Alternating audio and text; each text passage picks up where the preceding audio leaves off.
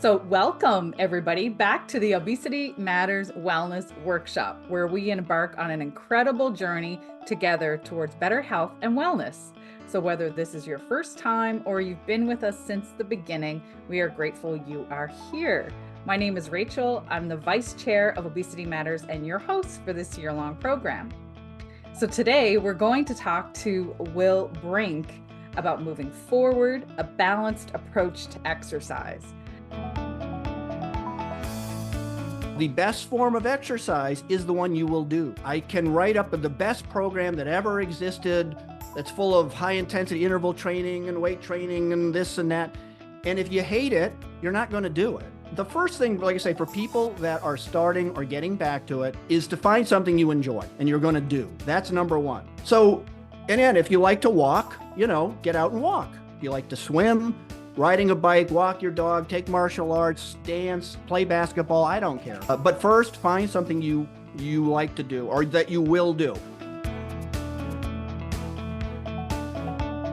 How much time do you have to do? Again, you really got to adjust for people's schedules. I think you absolutely, if you can, you should do something a little every day. There's a quality versus quantity reality to exercise, right? Which has to do with intensity. You can do something, some of you may have heard the term high intensity interval training, which you can get done in 5 minutes, but it is very productive. But if you're talking about, relaxed hatha yoga, right? I think hatha is the most sort of relaxing, mindful version that I've done.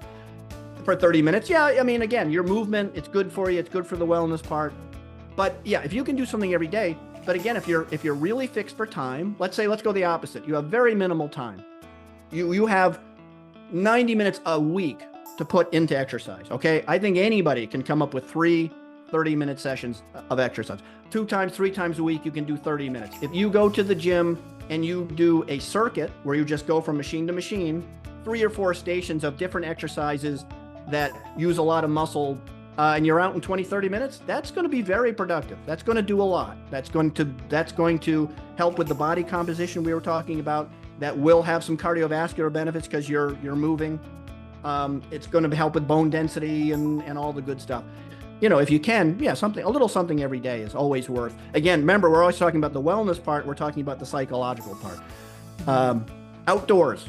If you can do it outdoors, always do it outdoors. The basic reality of this is that when you focus specifically on weight loss, the side effect of that is not always improved health. When you focus on health as a metric, the side effect of that is usually weight loss. So this allows you a lot of things to measure because you can measure improving your health objectively. And so if you are focused on exercise and eating well for you and all that, and your goal, your measuring endpoint here is am I improving my health? There is definitely ways to lose a bunch of weight. Some objective metrics of your health will improve, some will not. So I think if you change the paradigm and to really focus on what are the things that improve my overall health, the side effect of that is going to be weight loss. And that now gives you a much broader perspective of things you can look at to know you're improving. So focus, I think, learn to focus on your health, as your primary goal. And know that if you do it, and for an extended period of time, the result of that, or I like to say the side effect, is weight loss.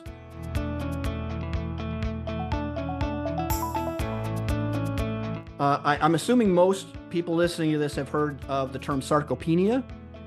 Sarcopenia is an age-related loss of muscle mass, which everybody is going to experience if they're not exercising regularly. And even with regular exercise, you will still experience some sarcopenia because sarcopenia is not just lack of exercise. Osteoporosis got a lot of attention a long time ago, good 40 years ago, and it still does. But our osteoporosis and sarcopenia go hand in hand. How do we gain muscle? Well, it's one of those sort of easier said than done things. It's not easy to gain muscle. It's not easy at all. To build muscle and maintain muscle for the most part, you really have to incorporate some form of resistance training in your program. Resistance training can be as simple as taking a gallon of water and going up and down the stairs. Take a gallon of water and go up and down the stairs X number of times.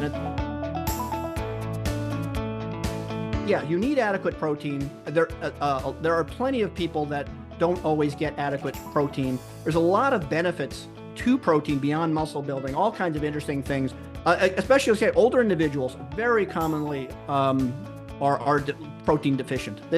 And there is some data to suggest that they actually require more protein than they're younger. There is data that suggests that, again, older individuals actually may benefit from more. There's even data suggests that eating patterns are that older people may need more in one sitting because they're more resistant to protein synthesis being triggered by the amount of protein they're getting, whereas a younger person may benefit from spreading it out.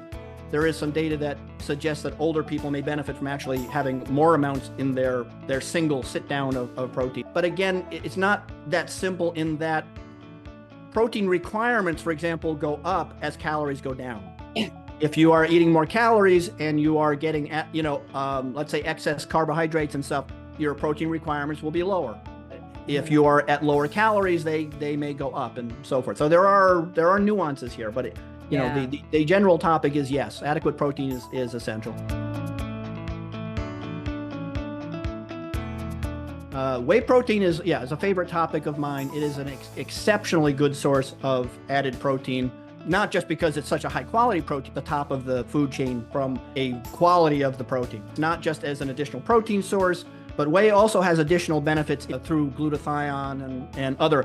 There's a bunch of subfractions in whey they're bioactive. They have, for example, there's a fraction of whey called lactoferrin, which has exceptional effects as antibacterial, antiviral. Certainly, you don't have to use whey. Whether you're a vegetarian or something, there's plant-based proteins that are okay.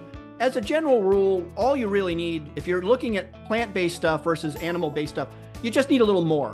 But all you basically need is a bit more. So, let's say, if you're taking a scoop of whey that's say 20 grams, 25, 30 grams of some plant-based mix. I prefer mixes. I don't think any one thing about plant proteins in general is they tend to be uneven in their amino acid score. So I favor, if you're going to go plant-based, I like the mixes, whether it may be pea protein and soy and something, but I like the mixes a little bit better just because of the amino acid profile.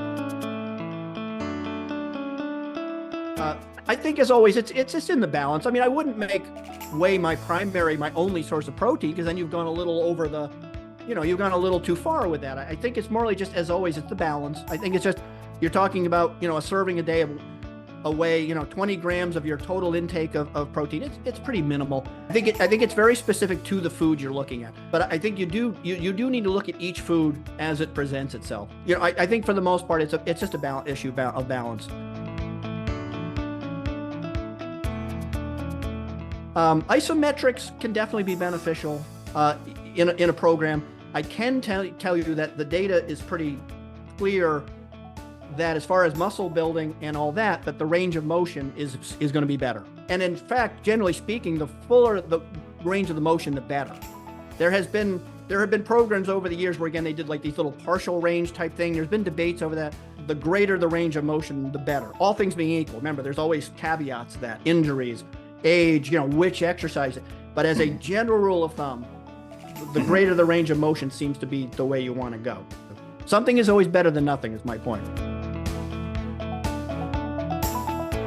Quickie. So whey protein is derived from milk. There's two main proteins in milk of pretty much all animals, and that's casein and whey. Depending on the animal, there's different ratios of them, but the two main proteins found in milk from all mammals is casein and whey.